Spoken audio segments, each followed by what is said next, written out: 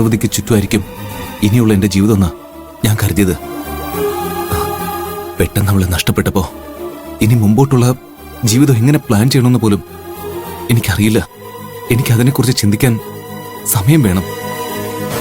അത് കഴിഞ്ഞിട്ട് മാത്രമേ എനിക്ക് കല്യാണത്തെക്കുറിച്ച് ചിന്തിക്കാൻ പോലും പറ്റൂ.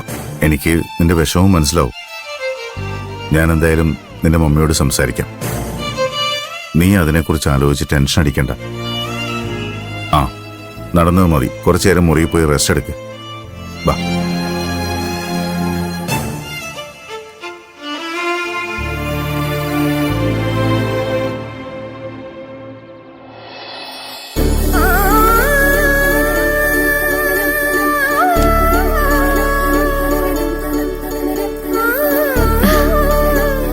ഇത്രയും പെട്ടെന്ന് നമ്മൾ ആഗ്രഹിച്ച പോലെ എല്ലാം നടക്കുന്ന ഞാൻ ഒരിക്കലും കരുതിയില്ല. പ്രിയൻചേട്ടൻ എന്റെ കഴുത്തിൽ താലി കെട്ടുന്ന ദിവസത്തിനായ ഞാനിപ്പോ കാത്തിരിക്കുന്നത്.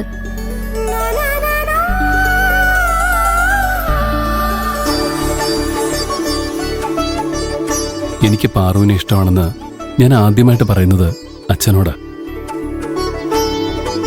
ഞങ്ങളുടെ പ്രണയം സഫലമായതും അമ്മ സ്വീകരിക്കാനും കാരണം അച്ഛന്റെ അനുഗ്രഹമാണെന്ന് വിശ്വസിക്കാനാ എനിക്കിഷ്ടം. ആ വിശ്വാസത്തിന്റെ പുറത്ത് ഞാൻ ഒരു കാര്യം കൂടി ആഗ്രഹിക്കുക. ഞങ്ങളുടെ കല്യാണത്തിന് ബന്ധുക്കളും കൂട്ടുകാരും ഒക്കെ ഉണ്ടെങ്കിലും അത് നടത്തിത്തരാൻ കൈലാഷ് സാർ ഉണ്ടാവണം. ഞങ്ങൾ ഒരുമിച്ചുള്ള ജീവിതം തുടങ്ങുന്നതിന് മുമ്പ് കൈലാഷ് സാറിന് ഒരു തരത്തിലുള്ള മനപ്രയാസം ഉണ്ടാവരുത്. അദ്ദേഹം സന്തോഷത്തോടെ ഒരു സഹോദരന്റെ സ്ഥാനത്ത് നിന്ന് ഞങ്ങൾ അനുഗ്രഹിക്കണം. അദ്ദേഹത്തിന്റെ മനസ്സിലെ മുറിവുകളൊക്കെ ഉണങ്ങി ഞങ്ങളോട് പഴയതുപോലെ പെരുമാറാൻ എത്ര സമയമെടുത്താലും കുഴപ്പമില്ല. ഞങ്ങൾ അതുവരെ കാത്തിരിക്കാൻ തയ്യാറാ. അതുവരെ ഈ താലി അച്ഛന്റെ അടുത്ത് തന്നെ ഇരിക്കട്ടെ.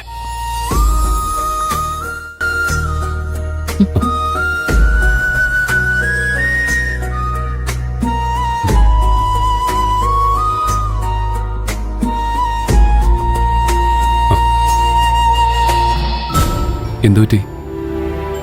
ഞാൻ നിന്നോട് ചോദിക്കാതെ ഈ തീരുമാനം എടുത്തത് തെറ്റായിപ്പോയോ? ഒരിക്കലുമില്ല. പ്രിയൻചേട്ടൻ ആദ്യം ഗന്ധർവനായി ഒളിഞ്ഞു നിന്ന് എന്റെ മനസ്സിൽ ഇടം പിടിച്ചു. പിന്നീട് പ്രിയൻചേട്ടൻ എന്റെ മുന്നിൽ വന്നപ്പോ ആ സ്നേഹം എനിക്ക് കൂടിയതേയുള്ളൂ. സ്വന്തം കാര്യം മാത്രം നോക്കി മുന്നോട്ട് പോകുന്ന ആളുകൾക്കിടയിൽ തനിക്ക് ചുറ്റുമുള്ള എല്ലാവരും സന്തോഷത്തോടെ കഴിയണമെന്ന് ആഗ്രഹിക്കുന്ന ഒരാളെയാ എനിക്ക് ഭർത്താവായി കിട്ടാൻ പോകുന്നത്. അതാലോചിക്കുമ്പോ എനിക്ക് അഭിമാനം തോന്നുന്നുണ്ട്. പ്രിയൻചേട്ടനെ എനിക്ക് കിട്ടിയത് എന്റെ ഭാഗ്യം.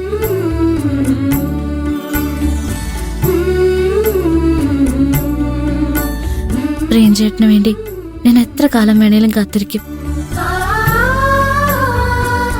ഇത് എന്റെ വാക്കാ.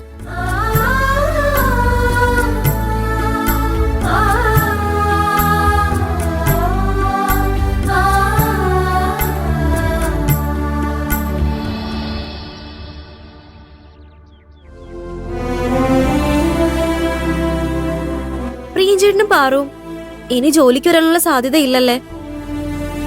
കമ്പനി അവരോട് കാണിച്ചു കൂട്ടിയതെല്ലാം സഹിക്കാവുന്നതിലപ്പുറമല്ല. ഇനിയും അവർ വരുമെന്ന് എനിക്ക് തോന്നുന്നില്ല. അങ്ങനെ അങ്ങ് ഉറപ്പിക്കല്ലേ.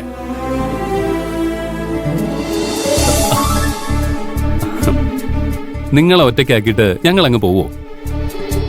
ഇപ്പോഴാ എനിക്ക് സമാധാനമായത്. പ്രിയ, നിങ്ങൾ ഒരു തെറ്റും ചെയ്തിട്ടില്ലെന്ന് ഞങ്ങൾക്ക് ഉറപ്പുണ്ടായിരുന്നു. പോലീസ് നിന്നെ ഉപദ്രവിച്ച പ്രിയ? എനിക്ക് ഒരു കുഴപ്പമില്ല.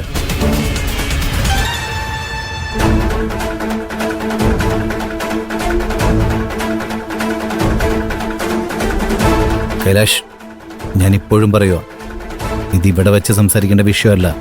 Just shut up and come with me. Kailash, വേണ്ട, എനിക്ക് കുഴപ്പമൊന്നുമില്ല.